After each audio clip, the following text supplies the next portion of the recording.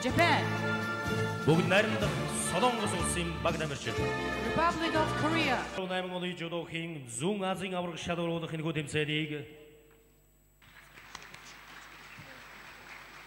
Mongolian President Mr. Batulga Hatma.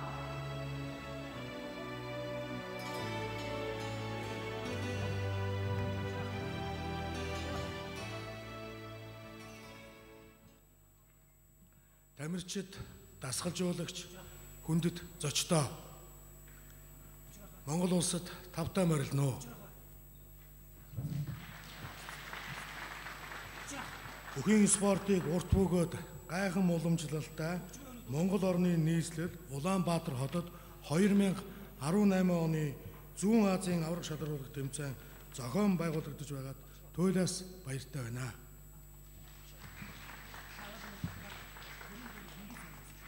Бидний урилгыг хүлээн авч хүч чадвараа соргоор ирсэн орон орны шилдэг тамирчид, дасгалжуулагчдаа амжилт хүсье.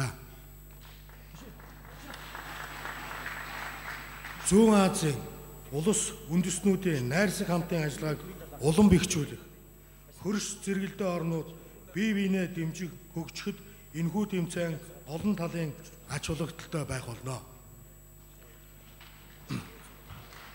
Жудо бүхэн амжилт ялалтад тэмүүлэхээс илүүтэйгээр ёс зүйн өндөр зарчимтай сэтгэлийн хадуужил, бие биенээ хүлээн зөвшөөрөх, ойлголцох, харилцан хүндлэл, бие хүний зохист төлөвшлийг амин чухалд авч үздэг найрсаг спортын төрөл юм а. Би энэ тэмцээний дэвжээн дээр бүгд найрамд гарч ирсэн Солонгос ард улс болон бүгд найрамдах Солонгос улсын жудочид нэгэн баг болж Солонгос гэх нэгэн нэрийг дуурсган багийн төрөлд хүч үзэх гэж байгааг бахан хүлээж суугаа. Хоёр Солонгосын баг тамирчид, дасгалжуулагчид, төлөөлөгчдөд тусгайлан баяр хүргэж байгааг минь бас хүлээн авна уу. Тэмцээнд оролцогчдод спортын өндөр амжилт үүсгэхийн ялдамд нарлаг Монгол оронд минь тавтаа морилоорой. Та бүхнийг уралдаан тэмцээнийхаа дараа Монгол орон Улаанбаатар хотоор аялж бидний түүх соёл, амьдрал ахуйтай ойр дотн танилцахыг бас урьж байна.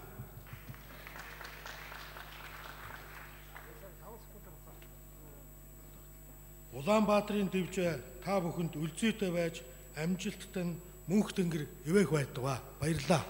Ивэх болтугай.